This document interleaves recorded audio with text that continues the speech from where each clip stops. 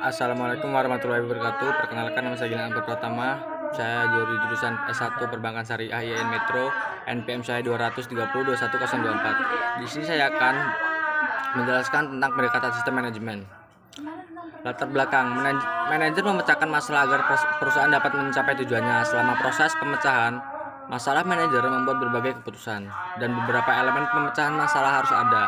Ketika proses pemecahan masalah mulai berjalan, manajer berhati-hati dalam membedakan gejala dengan sebab. Struktur masalah mempengaruhi cara pemecahan. Masalah yang tidak terstruktur harus dipecahkan oleh manajer. Akan tetapi, masalah yang terstruktur dapat dipecahkan oleh komputer. Manajer dan komputer dapat bekerja sama untuk memecahkan masalah. Semi terstruktur, suatu pendekatan sistematis untuk pemecahan masalah telah dibuat dan disebut pendekatan sistem dalam mempersiapkan pemecahan masalah. Manajer memandang perusahaan sebagai suatu sistem, memahami lingkungan perusahaan, dan mengidentifikasi subsistem dalam perusahaan. Pengertian pendekatan sistem. Berbagai definisi muncul dari berbagai para ahli yang berbeda dengan memberikan definisi yang berbeda terhadap satu hal yang sama.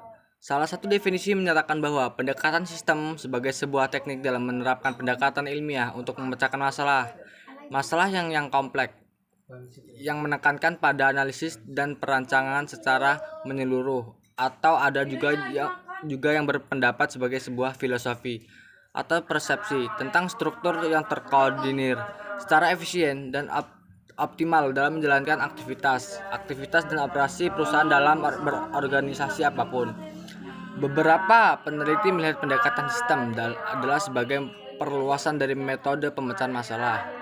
Masalah merupakan suatu kondisi yang memiliki potensi untuk menimbulkan kerugian atau menghasilkan keuntungan yang luar biasa. Jadi, pemecahan masalah berarti tindakan memberi respon terhadap masalah untuk menekan akibat buruknya atau memanfaatkan peluang keuntungannya. Pentingnya pemecahan masalah bukan didasarkan pada jumlah waktu yang dihabiskan, tetapi pada konsekuensinya. Serangkaian keputusan untuk memecahkan suatu masalah mungkin hanya membutuhkan sedikit jam, namun dapat mempengaruhi laba perusahaan hingga ribuan atau jutaan dolar. Dalam memecahkan masalah, seseorang manajer akan membuat banyak keputusan. Keputusan adalah pemilihan strategi atau tindakan. Pengambilan keputusan adalah tindakan memilih strategi atau aksi yang diyakini manajer akan memberikan solusi terbaik atas masalah tersebut. Biasanya ada beberapa strategi atau aksi yang dapat dipertimbangkan manajer. Salah satu kunci pemecahan masalah adalah mengidentifikasi berbagai alternatif keputusan. Seseorang manajer mungkin memahami bahan sebagai persoalan lebih baik daripada yang lain. Masalah mengenai beberapa banyak persediaan yang harus dipesan untuk pengisian kembali adalah suatu contoh permasalahan yang mungkin sangat dipahami oleh seorang manajer. Permasalahan yang terdiri dari elemen-elemen dan hubungan antar elemen yang semuanya dipahami oleh pemecahan masalah disebut dengan masalah terstruktur, sedangkan permasalahan tak terstruktur merupakan kebalikan dari masalah terstruktur. Penerapan pendekatan sistem. Meskipun tidak sukar untuk memahami tiap langkah dari pendekatan sistem secara terpisah, menyatukan semua langkah itu menjadi suatu proses tunggal memerlukan banyak usaha. Manajer mengembangkan keahlian integrasi ini melalui pengalaman. Titik awal yang baik adalah upaya persiapan yang harus dilakukan manajer sebelum pemecahan masalah dimulai. Manajer harus memandang unit organisasi sebagai sistem yang berada dalam super sistem, lingkungan yang lebih besar, dan sistem itu juga terdiri dari beberapa subsistem. Manajer terlibat dalam penguraian fungsional dengan bergerak dari sistem ke subsistem dan dengan menganalisis bagian sistem sesuai urutan tertentu. Prosedur yang seringkali diusulkan dalam menerapkan pendekatan sistem sangatlah bervariasi di dalam tahapan-tahapan metode ilmiah, akan tetapi pada intinya dapat diidentifikasi sebagai berikut. Tahap pertama, pernyataan tujuan. Di sini jelaslah makin kompleks suatu sistem akan lebih sulit untuk menentukan tujuannya. Ketika kita menentukan tujuan, kita sebenarnya menentukan sasaran yang ingin dicapai atau hasil yang diinginkan. Untuk menentukan apakah output yang dihasilkan sesuai dengan output yang diharapkan, maka tujuan harus dinyatakan dalam bentuk yang dapat diukur. dan harus ditentukan kriteria kinerja. Tujuan dan kriteria harus spesifik, relevan, dan penting. Tahap kedua, sinetesa. Dalam menerapkan pendekatan sistem, sinetesa berarti mengombinasikan bagian-bagian atau elemen untuk membentuk suatu kesatuan. Karena komponen dalam suatu sistem dapat dikelompokkan dengan berbagai cara, hasilnya akan berupa berbagai alternatif pemecahan masalah untuk mencapai tujuan. Sinetesa dimulai dengan mengidentifikasi komponen-komponen atau sub-sub suatu sistem tertentu yang dipilih kaitannya satu sama lain dan keterbatasan yang dimiliki, baik oleh lingkungan atau oleh sistem itu sendiri.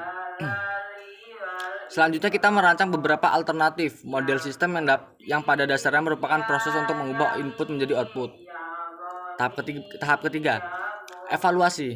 Pendekatan sistem pada tahap ini menilai setiap sistem alternatif secara terperinci untuk menilai kinerja dan menentukan sejauh mana sistem tersebut dapat memenuhi target yang ditentukan. Tahap keempat, pemilihan.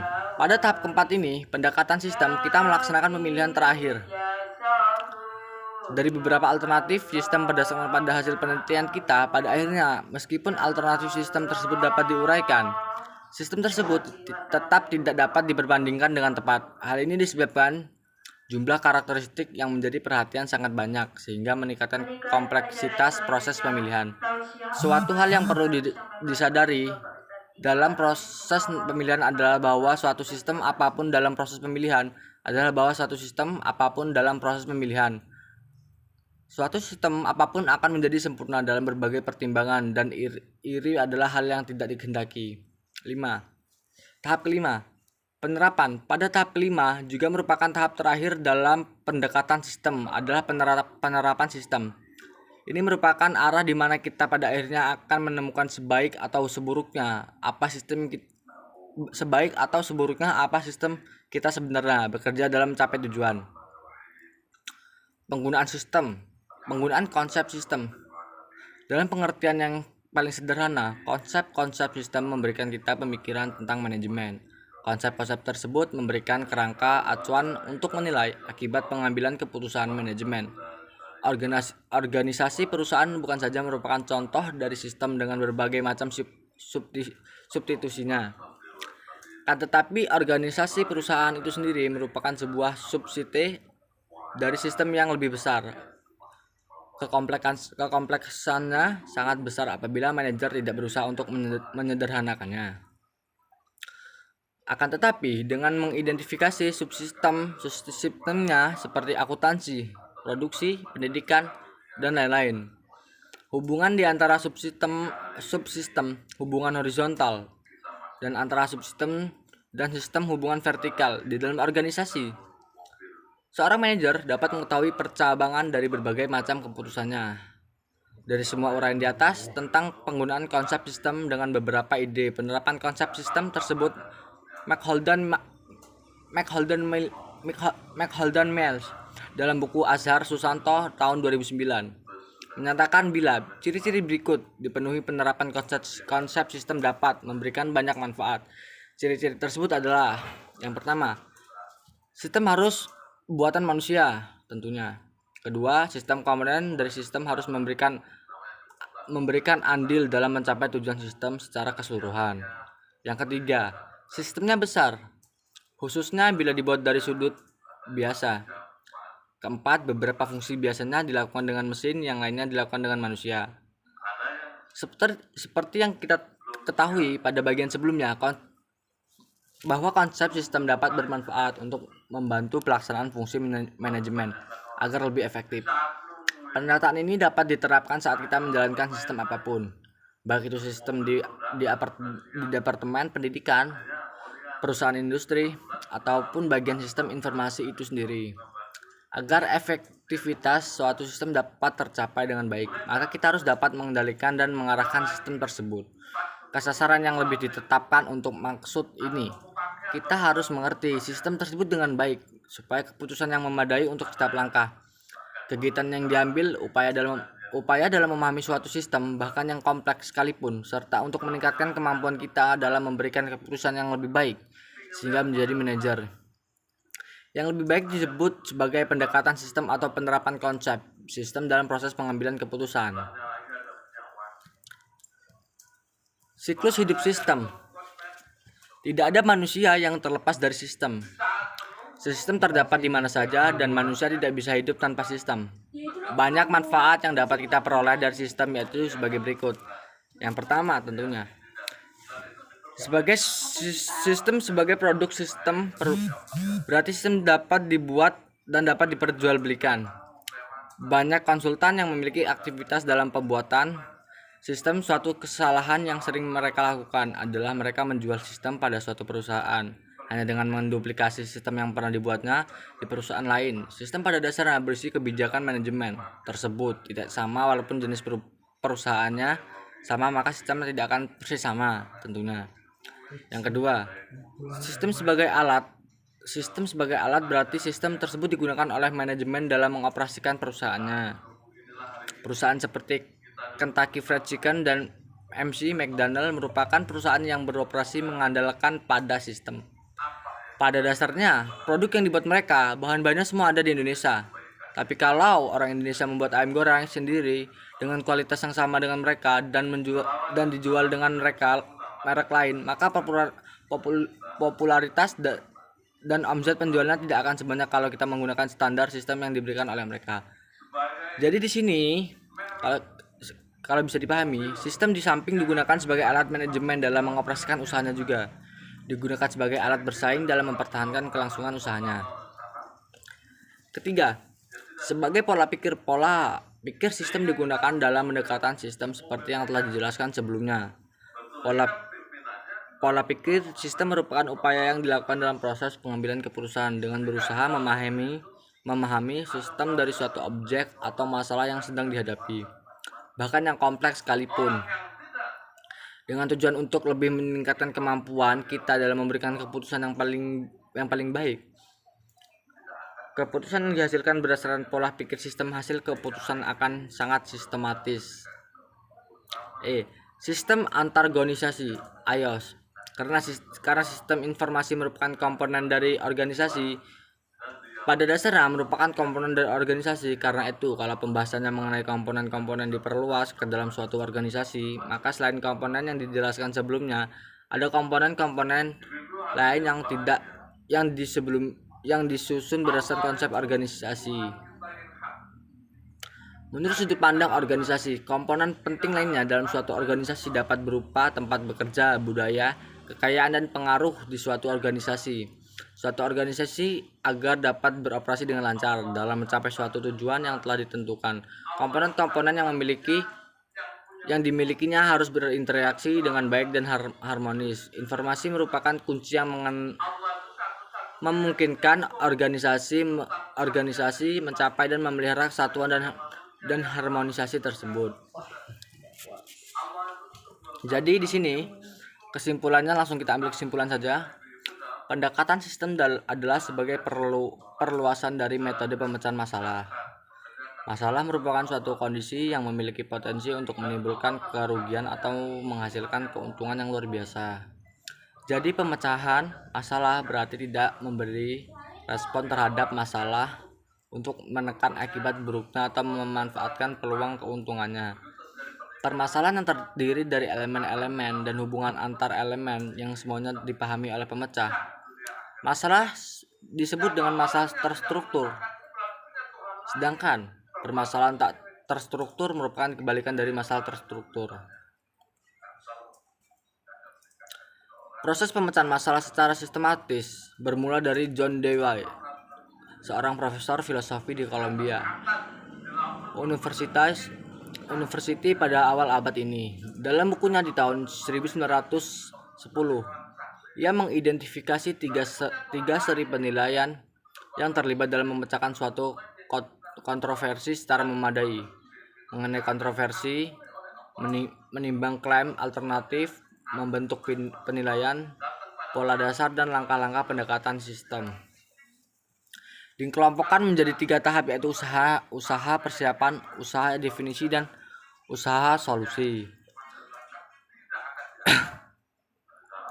Usaha persiapan yaitu mempersiapkan manajer untuk memecahkan masalah dengan menyediakan orientasi sistem. Usaha definisi mencakup mengidentifikasi masalah untuk dipecahkan dan kemudian memahaminya. Usaha solusi mencakup mengidentifikasi solusi alternatif yang terbaik, menerapkan dan menindaklanjuti untuk meyakinkan bahwa masalah tersebut dapat dipecahkan, yang mana dari ketiga tahap tersebut merupakan tahap yang dilalui seorang manajer dalam pendekatan sistem. Pendekatan sistem berfungsi untuk menjembatani antara masalah dengan CIBIS, sistem informasi berbasis komputer, memberikan suatu kerangka kerja untuk berbagai keputusan ataupun langkah-langkah dalam pendekatan sistem, memandang perusahaan sebagai suatu sistem, mengenal sistem lingkungan, mengidentifikasi subsistem perusahaan, bergerak dari tingkat sistem ke subsistem, menganalisis bagian-bagian sistem dalam satu ukuran tertentu. Prosedur yang seringkali diusulkan dalam menerapkan pendekatan sistem sangatlah bervariasi di dalam tahapan-tahapan metode ilmiahnya, akan tetapi pada intinya dapat diidentifikasikan sebagai tahap pertama, pernyataan tujuan, tahap kedua, sinetesa, tahap ketiga, evaluasi, tahap keempat, pemilihan, tahap kelima, penerapan.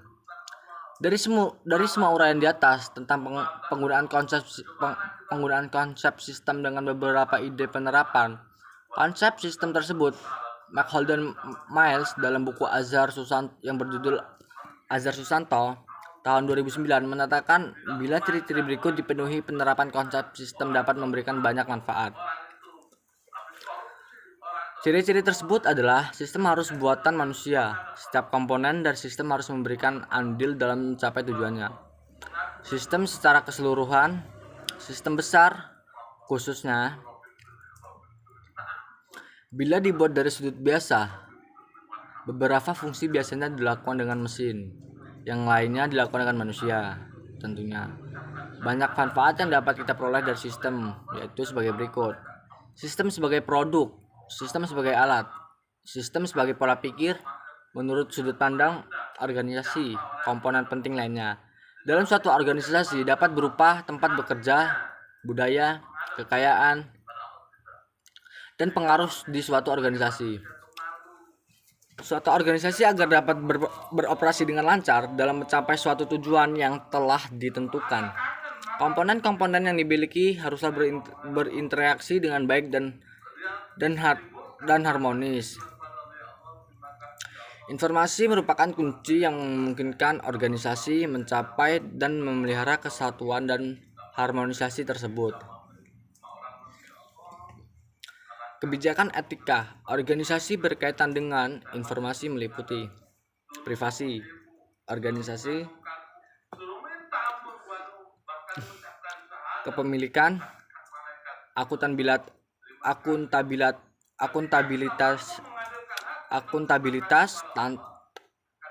kualitas sistem dan kualitas hidupnya. Hal yang menjadi tantangan adalah bagaimana memberikan program pendidikan atau pelatih, termasuk penerapan permasalahan kebijakan etika yang dibutuhkan. Saran, mudah-mudahan makalah ini dapat bermanfaat, khususnya bagi penyusun dan bagi pembaca semuanya. Serta diharapkan dengan diselesaikannya makalah ini, baik pembaca maupun penyusun maupun penonton dapat memahami lebih dalam tentang pendekatan sistem manajemen. Sekian dari saya, Gilang Akbar Pratama, saya akhiri. Wassalamualaikum warahmatullahi wabarakatuh.